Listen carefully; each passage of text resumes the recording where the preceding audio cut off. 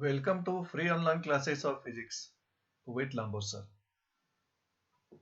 So, dear students, in the last lecture, we have studied the concept of moment of inertia, which is the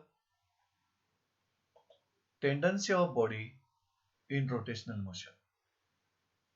And this moment of inertia of body can be measured in terms of product of mass of body and square of the distance from the axis of rotation.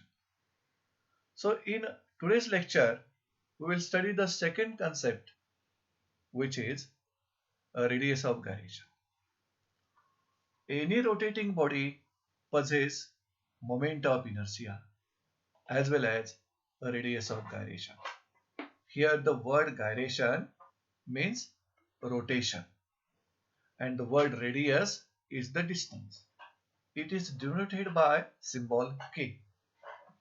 So first of all, we will try to find what is the meaning of radius of gyration.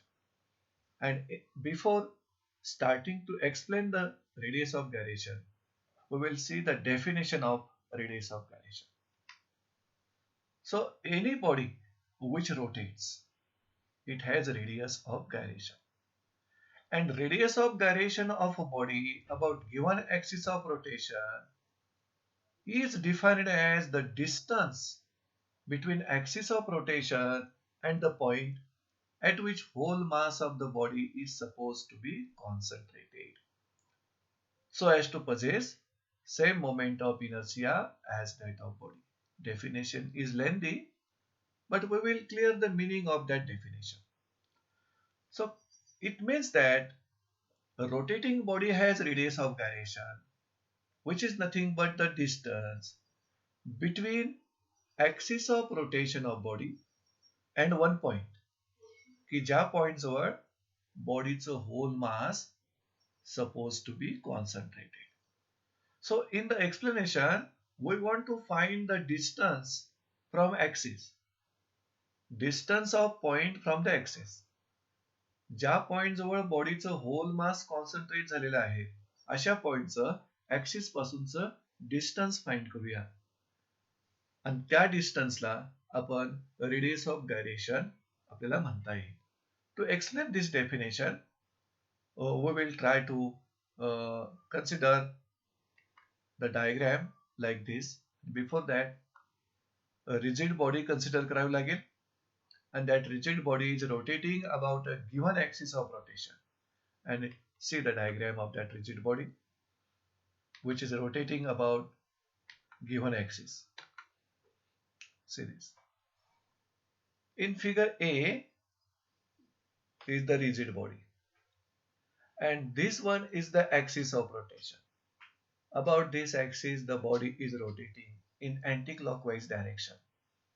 This body has mass m, and as this body rotates, it has moment of inertia about this axis.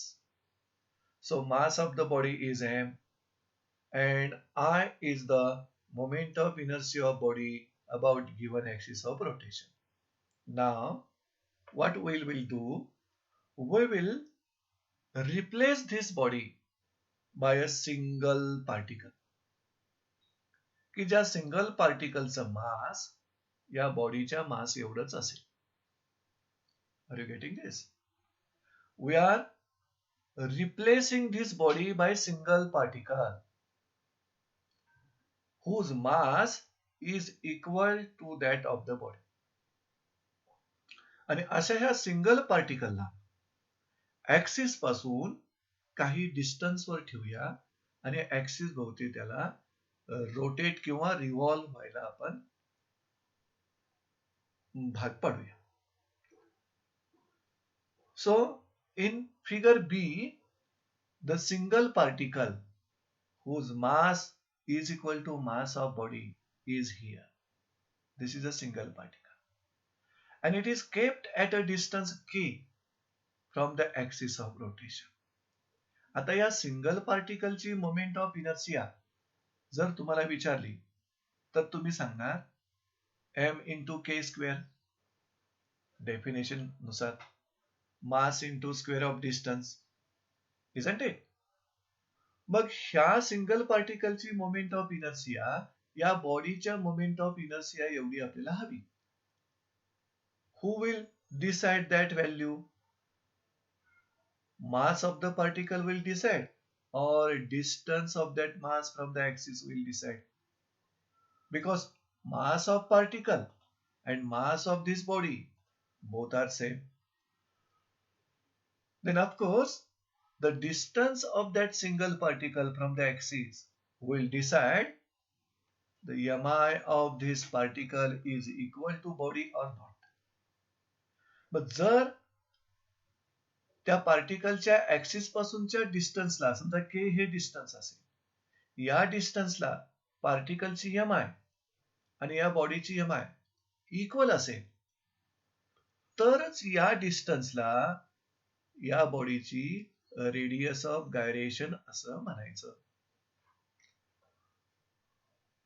So the correct meaning, clear meaning of radius of gyration is that is the distance between axis of rotation, this is the axis of rotation, and this point, ज्या पॉइंटला त्या बॉडीचं complete mass supposed to be concentrated, ज्यामुळं काय होईल, त्या बॉडीची moment of inertia आणि या पॉइंट जवळच्या मासची मोमेंट ऑफ इनर्शिया इक्वल असेल. मग ज्या डिस्टन्सला पॉइंट जवळच्या मासची मोमेंट ऑफ इनर्शिया आणि बॉडीची मोमेंट ऑफ इनर्शिया इक्वल असणार, ते डिस्टन्स म्हणजे त्या बॉडीची रेडियस ऑफ गायरेशन. हेच आपण या पुढच्या पॅरेग्राफ मध्ये एक्सप्लेन करायचा प्रयत्न केला. म्हणजे body replaced by single particle having mass equal to body, and this particle is kept at such a distance k from the axis of rotation that mi of body and that of particle are same.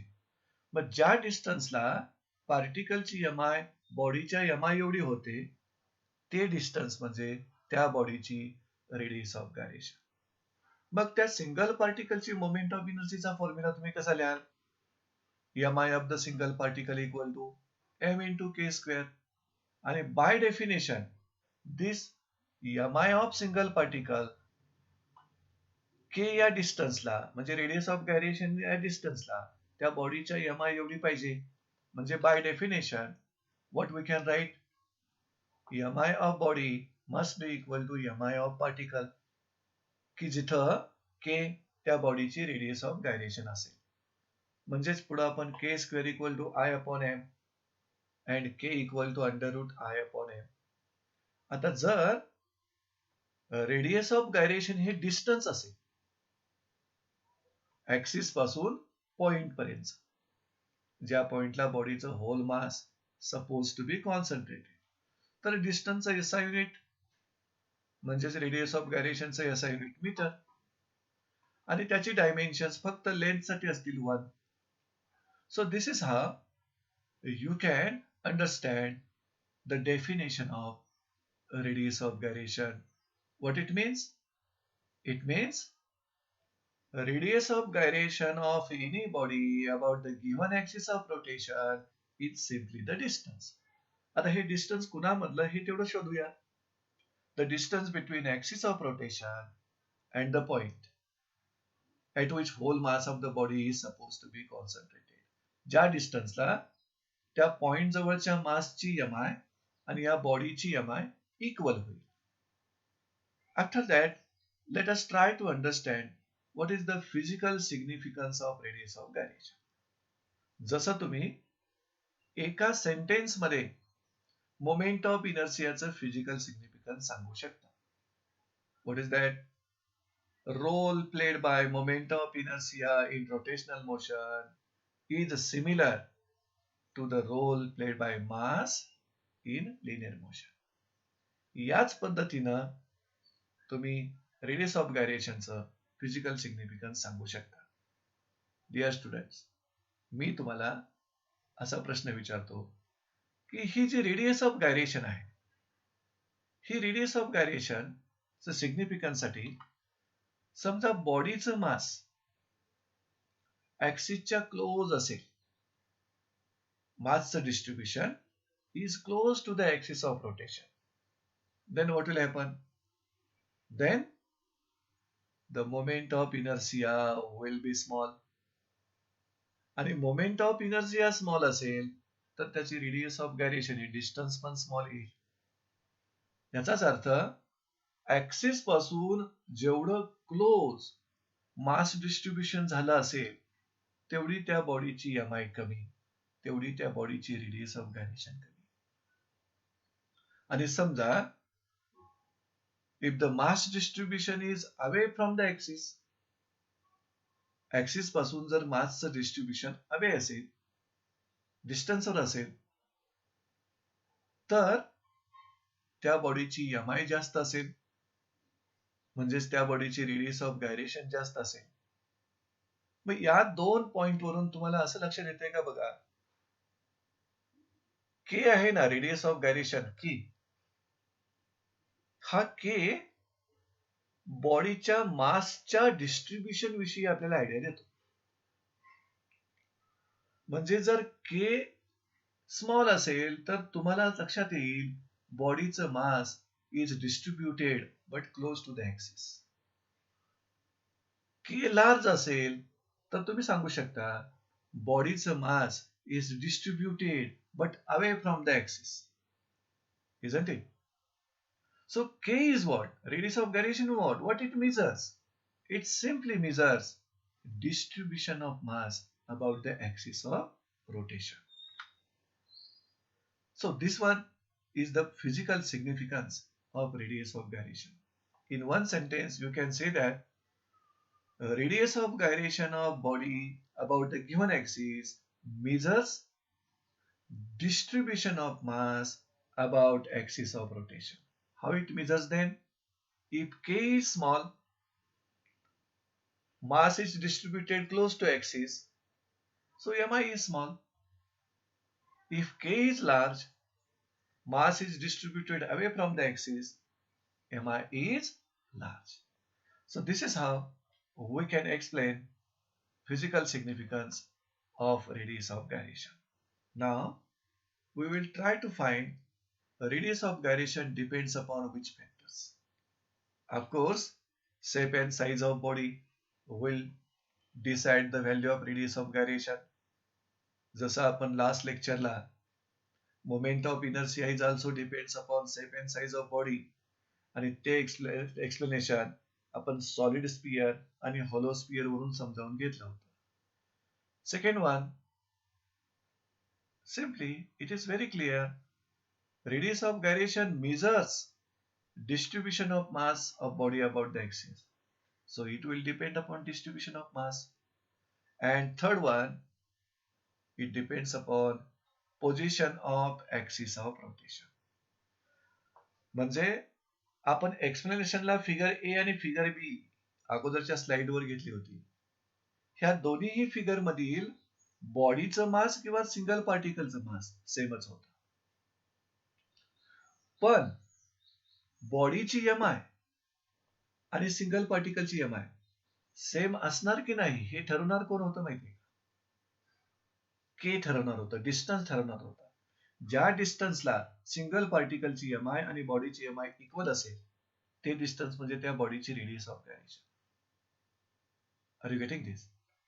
म्हणजे सरळ आपण असं म्हणू शकतो की radius of gyration depends upon shape and size of the body, distribution of mass of body and also position of axis of rotation. कारण axis of रोटेशनची position बदलली की त्याच्या भोवतीचं डिस्ट्रीब्युशन बदलतं मासचं, आणि डिस्ट्रीब्युशन बदललं की रेडियस ऑफ गायरेशन पण बदलणार आणि मोमेंट ऑफ इनर्शिया पण बदलणार.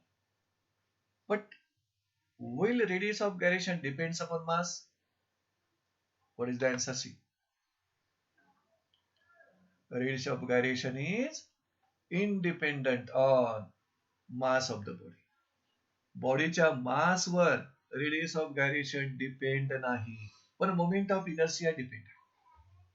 कारण मोमेंट ऑफ इनर्शिया हा प्रॉडक्टच आहे मास आणि स्क्वेअर ऑफ डिस्टन्स.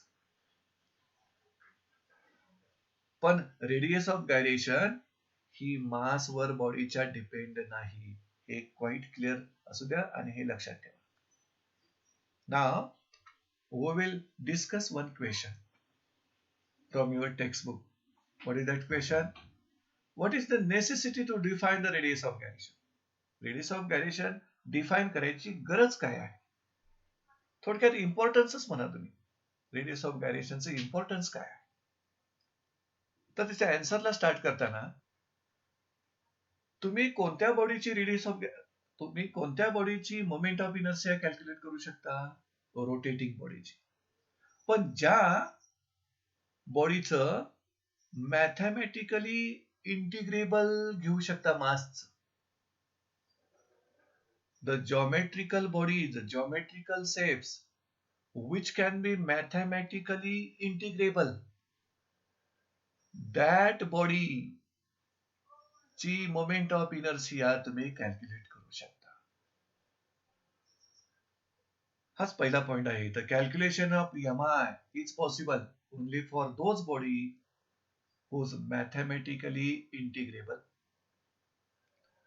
पण एक्सपेरिमेंटली मात्र तुम्ही कोणत्याही बॉडीची MI डिटरमाइन करू शकता. बट MIचं कॅल्क्युलेशन पॉसिबल आहे only for mathematically integrable geometrical object. ज्या पण जॉमेट्रिकल ऑब्जेक्टचे कुठलाही असेल, स्क्वेअर फॉर्म मध्ये असेल, रेक्टँग्युलर फॉर्म मध्ये असेल, कोनिकल फॉर्म मध्ये असेल, क्युबिकल फॉर्म मध्ये असेल, जे जॉमेट्रिकल ऑब्जेक्ट किंवा शेप मॅथमॅटिकली इंटिग्रेबल आहे त्यांचं मोमेंट ऑफ इनर्शियाचं कॅल्क्युलेशन आपल्याला करणं पॉसिबल होतं. पण experimentally we can determine MI of any object. मग कोणत्याही ऑब्जेक्टची MI depends upon two factors: mass of that object and distance wise distribution of the mass about the axis of rotation, isn't it? So MI of body depends upon mass of the body and how that mass is distributed about the given axis of rotation. यापैकी कुणाचं measurement radius of gyration करते, मासचं की मासच्या डिस्ट्रीब्युशनचं about the axis? See, if one is interested in knowing only the mass distribution around the axis of rotation, then we can express MI of any object as I equal to mk square. आणि यातील k आहे ना, that k measures distribution of mass about the given axis of rotation. And what is m here? Mass of that object. ह्यातील मासचं measurement k करत नाही. मासच्या डिस्ट्रीब्युशनचं measurement radius of gyration करून केलं जातं. It means that mass of the object is effectively at a distance k from the given axis of rotation. याचा अर्थ तो object axis भोवती फिरतोय, त्या फिरणाऱ्या ऑब्जेक्टचं जे मास आहे ते ऍक्सिस पासून किती डिस्टन्सवर आहे हे तुम्हाला k च्या व्हॅल्यूवरून सांगितलं. k स्मॉल असेल तर मास क्लोज असणार आहे ऍक्सिसच्या, k लार्ज असेल तर मास फार अवे असणार आहे ऍक्सिस पासून. So in this case k is defined as radius of gyration of the object about the given axis of rotation. आणि हे k मासच्या डिस्ट्रीब्युशनवर डिपेंड आहेच बॉडीच्या, त्याचबरोबर ऍक्सिसच्या पोझिशनवर देखील डिपेंड आहे. So the value of k depends upon the three factors: shape and size of the body, distribution of mass of the body about the axis, and position of the axis of rotation. Now, in this way, we have completed the two concepts, important concept in this part. Rotational motion च्या part मधले तुम्ही दोन important concept समजून घेतला. Previous lecture मध्ये moment of inertia concept समजून घेतला, त्याला I या सिम्बॉलनं डिनोट केलं जातं. त्याचं मेजरमेंट कसं केलं जातं आपण प्रिव्हियसली स्टडी केलेलं आहे लास्ट लेक्चर मध्ये. आणि in today's lecture we have studied regarding the second concept, radius of gyration, which is nothing but distance between axis of rotation and the point at which whole mass of the body is supposed to be concentrated so as to have the same mi as that of body. आता आपण काय करू, analogy study करूया. कुणामधली analogy study करूया? कारण moment of इनर्शियाचं physical significance explain करताना, prove करताना आपण एक टेबल जो घेतला होता, चार्ट जो घेतला होता प्रिव्हियस लेक्चर मध्ये, त्या चार्ट मध्ये आपण दोन मोशन्स कम्पेअर करत होतो. त्यातली एक मोशन होती लिनियर आणि दुसरी मोशन होती रोटेशनल. मग लिनियर मोशन मध्ये 3 एक्सप्रेशन्स कन्सिडर केली होती आपण. पहिलं कायनेटिक एनर्जीचं होतं, दुसरं फोर्सचं होतं आणि तिसरं लिनियर मोमेंटमचं होतं. आणि या एक्सप्रेशनची analogous expression in rotational motion आपण फक्त लिहिली होती त्या चार्ट. पण त्या एक्सप्रेशनची डिरिव्हेशन्स मात्र आता यानंतर आपण स्टार्ट करत आहोत.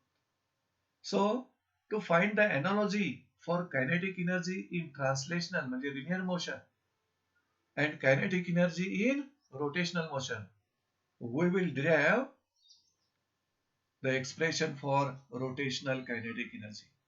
So we will start to find expression for kinetic energy of a rotating body. And to find this expression, we will consider one rigid body. हा क्वेश्चन असेल पहा तुम्हाला बोर्डसाठी या आर्टिकल वरचा. Derive an expression for the kinetic energy of a rotating body with a uniform angular velocity. So, for that, we will consider a rigid body rotating about a fixed axis passing through point O. And this axis is perpendicular to the plane of the diagram. And a body is rotating with uniform angular velocity. Dear students, rigid body तुम्ही imagine करू शकता कोणत्याही shape आणि साइजचे असेल. And this rigid body is rotating about a fixed axis. Axis fix केलाय म्हणजे त्या बॉडीची mi कॉन्स्टंट झाली, फिक्स झाली. But this axis is passing through one point, which one? O. आणि तो ऍक्सिस त्या बॉडीच्या प्लेनला परपेंडिक्युलर आहे.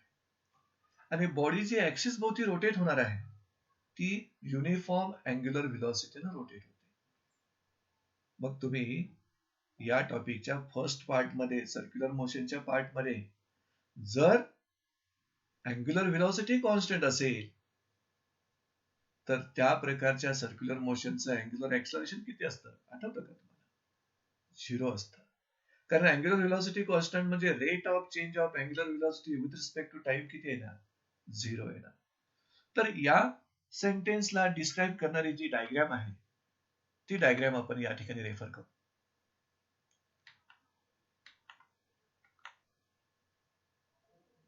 See this diagram.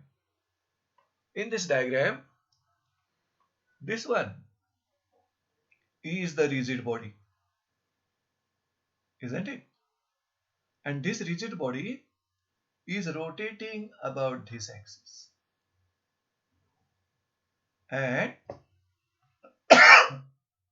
त्याच्या रोटेशनचा जो सेन्स आहे तो anti clockwise it is rotating. But this axis is passing through point O. जो ऍक्सिस या डायग्रामच्या प्लेनला परपेंडिक्युलर आहे. आणि रोटेशनचं जे स्पीड आहे, अँग्युलर स्पीड आहे, it is rotating with constant angular velocity. What is the value of angular velocity here?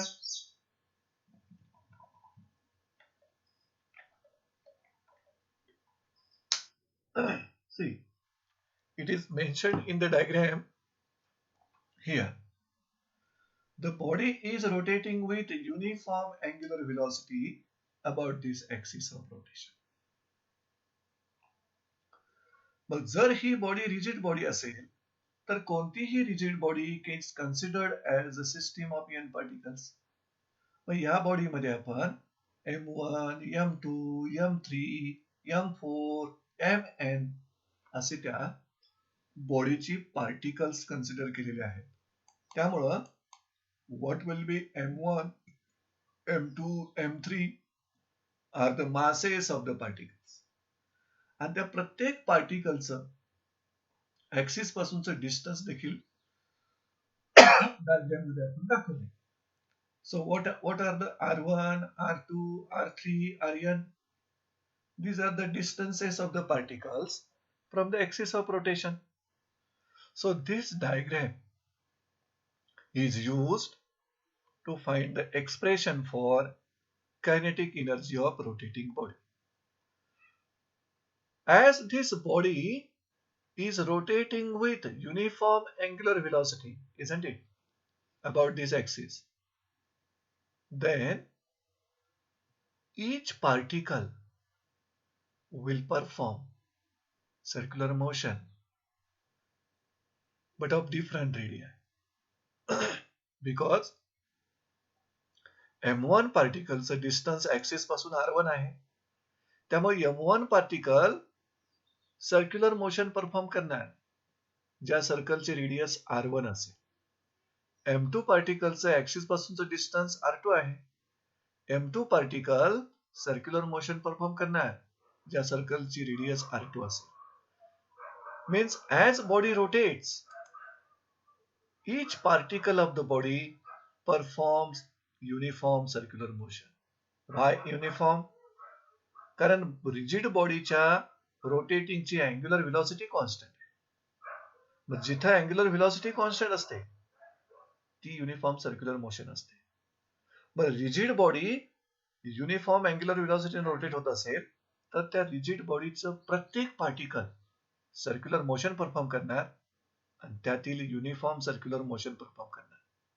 ज्या मोशनचं अँग्युलर स्पीड सेम असेल पण सर्कलच्या रेडियस मात्र प्रत्येक पार्टिकलच्या वेगळ्या वेगळ्या असणार आणि प्रत्येक सर्कलची जे सेंटर असेल that will be along the axis of rotation. Each and every particle is performing UCM with same angular velocity, speed म्हणू शकता, but with different radii. पण प्रत्येक पार्टिकलचं जे सर्कल आहे त्या सर्कलचं centre will be along the axis of rotation. त्यामुळं linear speed of each particle आपल्याला फाइंड करता येईल आणि ते linear speed of each particle या फॉर्म्युल्याने घ्यायचं. Linear speed equal to R into omega.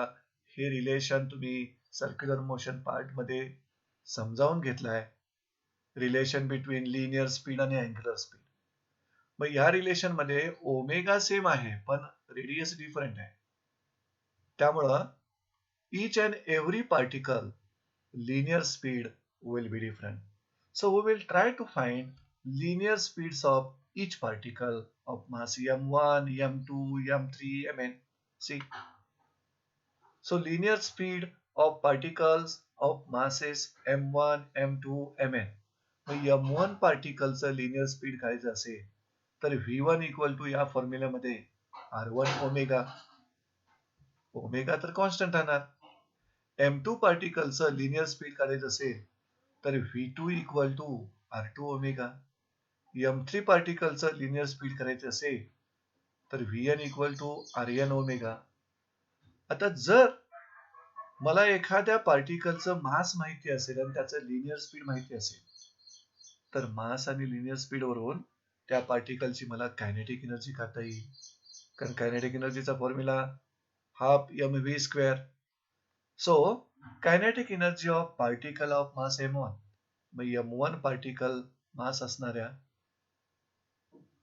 m1 मास असणाऱ्या पार्टिकलची कायनेटिक एनर्जी कशी लिहिली जाईल पहा. Kinetic energy of particle of mass m1 ke1 लिहिलंय आपण equal to half m1 v1 square. यातील v1 equal to r1 omega आणि हा स्क्वेअर असल्यामुळे इथं R1 स्क्वेअर ओमेगा स्क्वेअर. याच पद्धतीनं kinetic energy of particle of mass m2 काढू शकता, isn't it? Kinetic energy of particle of mass m2 काढू शकता. Kinetic energy of particle 2 half m2 v2 square. In this case v2 is r2 omega आणि त्याचा square आहे. That's why r2 square omega square. अशा पद्धतीने तुम्ही proceed करत गेलात तर थर्ड पार्टिकलची कायनेटिक एनर्जी काढाल, फोर्थ पार्टिकलची कायनेटिक एनर्जी काढाल, फिफ्थ पार्टिकलची कायनेटिक एनर्जी काढाल आणि finally you can find the kinetic energy of particle of mass mn. आणि त्या mn मास असणाऱ्या पार्टिकलची kinetic energy of nth particle half mn vn square आणि यातील vn इज rn ओमेगा आणि याचा स्क्वेअर आहे, that's why rn square omega square. So in this way we calculated kinetic energy of individual particle of rigid body. We want total kinetic energy of rigid body. To find the total kinetic energy of rigid body, we have to sum the kinetic energy of individual particles. And that sum is like this. Kinetic energy of rotating body, rotational kinetic energy you can say, is the sum of kinetic energy of individual particles. मग या प्रत्येक पार्टिकलच्या kinetic एनर्जीचं formula आपण आताच माहिती करून घेतला, ते फॉर्म्युले substitute करून घेऊ. So kinetic energy of first particle, kinetic energy of second particle, kinetic energy of nth particle. आता या फॉर्म्युल्यावरून, या एक्सप्रेशन मधून आपल्याला कॉमन फॅक्टर्स हाफ मिळतोय प्रत्येकामध्ये आणि दुसरा ओमेगा स्क्वेअर मिळतोय. मग ह्या दोघांना आपण कॉमन जर घेतलं तर ब्रॅकेटमध्ये काय शिल्लक राहतं पहा, m1 r1 square, m2 r2 square plus and so up to plus mn rn square. आता ही ब्रॅकेटेड जी क्वांटिटी आहे स्टुडंट्स, ही bracketed quantity is the sum of the product of mass of each particle and square of its distance from the axis of rotation. आणि या प्रकारची definition ही moment of इनर्शियाची डेफिनेशन आहे. आणि जर त्या बॉडीचं मास डिस्क्रीट डिस्ट्रीब्यूट झालं असेल तर या प्रकारचा सम ऑफ द प्रोडक्ट कसा लिहिला जातो पहा, half summation I goes from 1 to n mi ri square. ज्यावेळी समेशनचा यूज करता त्यावेळेला बॉडीचं मास डिस्क्रीट डिस्ट्रीब्यूट झालेलं आहे असं समजतो आपण. आता हे जे समेशन दाखवलेलं आहे इथं, हा त्या बॉडीच्या मोमेंट ऑफ इनर्शियाचं एक्सप्रेशन आहे. मग मोमेंट ऑफ इनर्शियासाठी तुम्ही कुठला सिम्बॉल यूज करता, I. So final expression for kinetic energy of rotating body is ER equal to half I omega square. So this is how we can derive expression for kinetic energy of rotating body. And with the help of this expression, you can find analogy with expression of kinetic energy in linear motion. What is the expression in linear motion? Kinetic energy in linear motion equal to half mv square. मग दोन्ही एक्सप्रेशनच्या left hand साइडला kinetic एनर्जीच आहे, half term right साइडला आहे. Linear motion मध्ये मास term जिथं आहे तिथं रोटेशनल मोशन मध्ये मोमेंट ऑफ इनर्शिया आहे. याचा मिनिंग असा होतो, जो रोल मासनं लिनियर मोशन मध्ये परफॉर्म केलाय, प्ले केलाय, तोच role moment of inertia rotational motion मध्ये परफॉर्म करते. So there is an analogy between expression of kinetic energy in linear motion and expression of kinetic energy in rotational motion.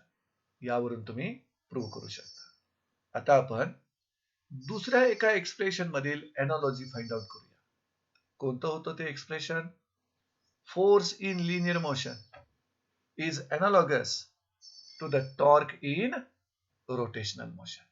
मग त्यातील फोर्सचा formula आपल्याला माहिती आहे, एक्सप्रेशन माहिती आहे, F equal to mass into acceleration.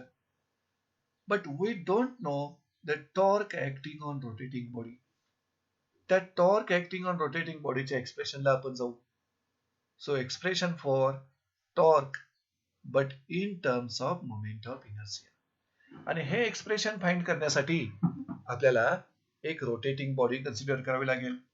So we have considered that rigid body rotating about fixed axis passing through point O, and axis is perpendicular to plane of diagram with uniform angular acceleration here alpha under the action of torque.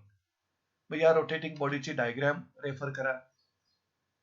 या डायग्रामला तुम्ही rigid body म्हटलेला, इथं rigid body is rotating about the axis. So rigid body is a system of N particles. आणि N पार्टिकलची system असेल तर प्रत्येक पार्टिकलचं मास तुम्ही इथं लिहू शकता, m1, m2, m3 up to mn, masses of the particles. आणि त्या प्रत्येक पार्टिकलचं ऍक्सिस पासूनचं डिस्टन्स देखील इथं दाखवलेलं आहे.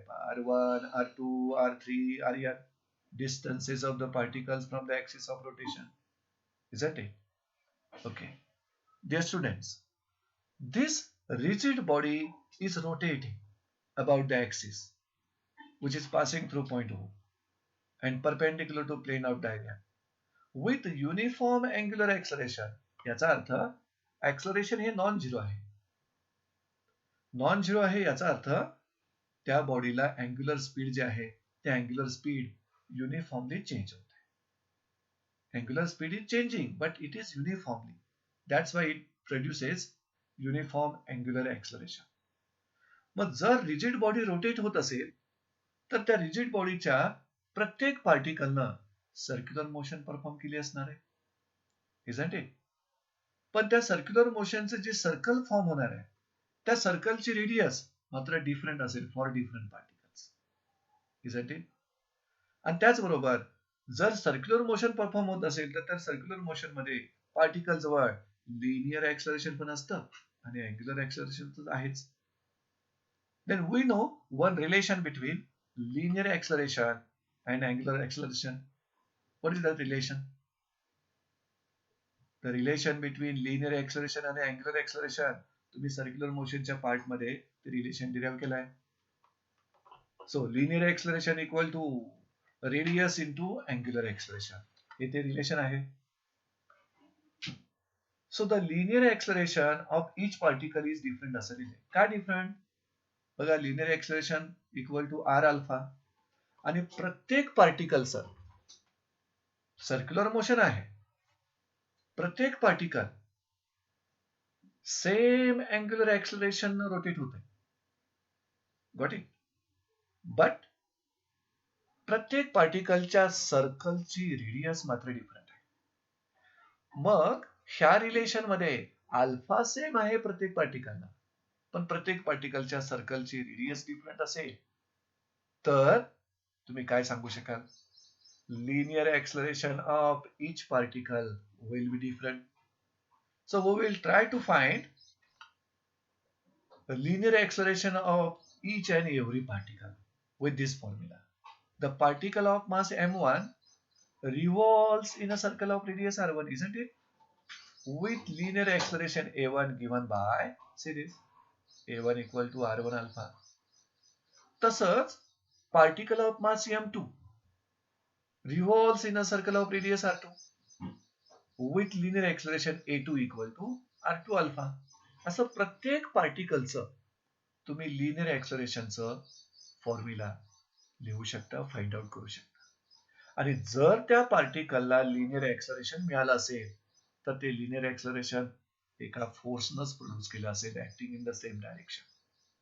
So force acting on the particle of mass m1, काय फॉर्म्युला त्या फोर्सचा पहा, F1 equal to m1 a1 आणि यामध्ये a1 ची व्हॅल्यू तुम्ही इथून सबस्टिट्यूट करा, r1 alpha. So this is the force acting on particle of mass m1. आणि जर एखाद्या पार्टिकलवर फोर्स ऍक्ट होत असेल आणि ते पार्टिकल ऍक्सिस भोवती रोटेट किंवा रिव्हॉल्व होत असेल तर त्या पार्टिकलवर टॉर्क ऍक्ट होत असतं.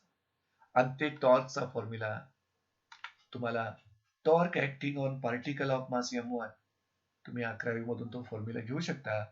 Torque magnitude of that torque is the product of moment r and any one of the force. मग मोमेंट r म्हणजे ऍक्सिस पासूनच परपेंडिक्युलर डिस्टन्स, आणि त्या पार्टिकलवर ऍक्ट होणारा फोर्स तुम्ही F1 आता काढलेला आहे. So torque acting on particle of mass F1 is τ1 equal to R1 into F1. आणि या फॉर्म्युल्यामध्ये F1 ची व्हॅल्यू इथं आपल्याला मिळालेली आहे, M1 R1 alpha. So you can substitute the value of F1, R1 and R1 square. So M1 R1 square alpha. So in this way, we find out torque acting on first particle of body. That's a mass M1 आहे. If you proceed in the similar way, finding linear acceleration of second particle, finding force acting on second particle, and finding torque acting on second particle. So torque acting on particle of mass m2, या फॉर्म्युलानुसार तुम्हाला कसं लिहिता येईल पहा. τ2 equal to m2 r2 square alpha. याच पद्धतीनं torque acting on particle of mass m3 तुम्ही काढू शकता. Torque acting on particle of mass m4 काढू शकता. Torque acting on particle of mass MN काढू शकता. Isn't it? nth particle. आणि त्या nth पार्टिकलच्या टॉर्कचा फॉर्म्युला कसा लिहिला जाईल पहा. τn equal to Mn Rn square alpha. So in this way you find out torque acting on individual particle of rotating body, rigid body. Now we want to find the total torque acting on rotating body. So total torque acting on rotating body is equal to the sum of torque on individual particles. मग total torque आपण टोनं दाखवलं तर τ1 plus τ2 plus τ3 plus and so up to τn. आणि या प्रत्येक individual टॉर्कच्या values आपल्याला फाइंड आउट झालेल्या आहेत.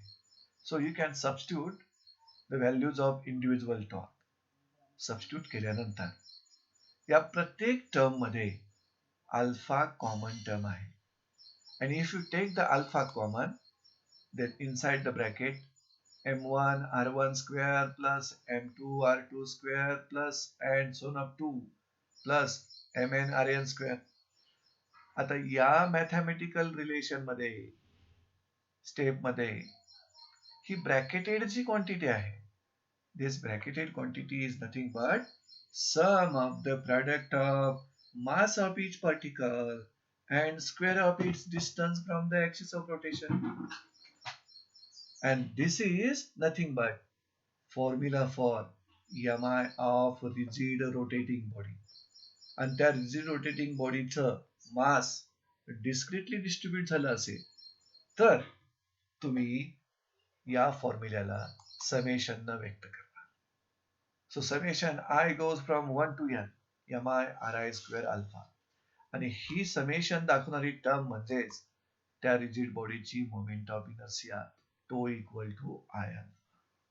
So in this way we successfully derived the expression for torque acting on rotating body but in terms of moment of inertia. This one. So this is expression for torque acting on rotating body. आता जर या टॉर्कच्या एक्सप्रेशनची analogy तुम्ही linear motion मधील फोर्सची करायचा प्रयत्न केला तर त्या फोर्सचं equation F equal to ma म्हणजे फोर्स आणि टॉर्क एकच रोल प्ले करताय. Force sets the body in motion but linear motion. Torque sets the body in rotational motion, same role play करतात. मग force equal to mass into acceleration, त्यातील linear acceleration आणि angular acceleration ह्या analogous आहेतच. याचाच अर्थ force मधील मास आणि टॉर्क मधील moment of inertia should be analogous. आणि हे एनालॉगस आहेतच. आपण लास्ट लेक्चर मध्ये एनॉलॉजी प्रूव्ह केलेली आहे between moment of inertia and mass. Now we will find one formula which is related with the formulae in circular motion. पहा, तो equal to I alpha आताच आपण डिराइव्ह केलं. आणि ऍक्सिस जर फिक्स असेल तुमचा तर यातील मोमेंट ऑफ इनर्शिया बदलणार नाही. मोमेंट ऑफ इनर्शिया कधी बदलेल? जर तुम्ही ऍक्सिसची पोझिशन चेंज करत राहिला तर. If position of axis changes, distribution of mass changes, mi changes, radius of gyration also changes. तर ऍक्सिस फिक्स्ड असेल तर मोमेंट ऑफ इनर्शिया फिक्स, तो इक्वल टू आय अल्फा.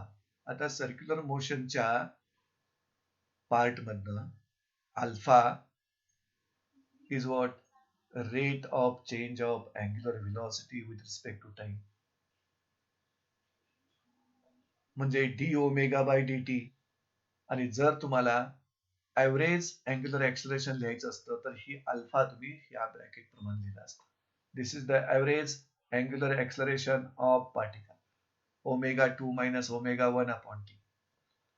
आता याच्या पुढचा जो फॉर्म्युला आहे तो n2 आणि n1 मध्ये आलेला आहे. हे n2 आणि n1 काय? Frequency of revolution. तर त्याच सर्क्युलर मोशन मध्ये तुम्ही फ्रिक्वेन्सी ऑफ रिव्होल्यूशन आणि पिरियड ऑफ रिव्होल्यूशन दोघांच्या डेफिनेशन, दोघांचे फॉर्म्युले आणि त्यांच्यामधलं रिलेशन शोधून काढलं होतं. ओमेगा इक्वल टू 2 पाय एन. मग जिथं ओमेगा 2 आहे तिथं मी लिहिणार 2 पाय एन 2. आणि जिथं ओमेगा 1 आहे तिथं मी लिहिणार 2 पाय एन 1. मग 2 पाय दोघांच्या मध्ये कॉमन असल्यामुळं 2 पाय आउटसाइड लिहिले ब्रॅकेटच्या, जिथं आय आहे. सो आय इंटू 2 पाय ब्रॅकेट मध्ये remains n2 minus n1 upon t. So this gives you the relation of the torque, different relations of the torque. He relations आपल्याला लक्षात ठेवावी लागतील. या रिलेशन्सवर थेअरीसाठी न्यूमरिकल्स, सीईटी साठी न्यूमरिकल्स किंवा JEE सारख्या एक्झाम साठी न्यूमरिकल्स सेट होऊ शकतात. So in this way, in this lecture, we have completed 3 important concepts. First one is the concept of radius of gyration. Second one, expression for rotational kinetic energy of body. And third one is the expression for torque acting on rotating body. So with this, we will stop today's lecture. Thank you, friends.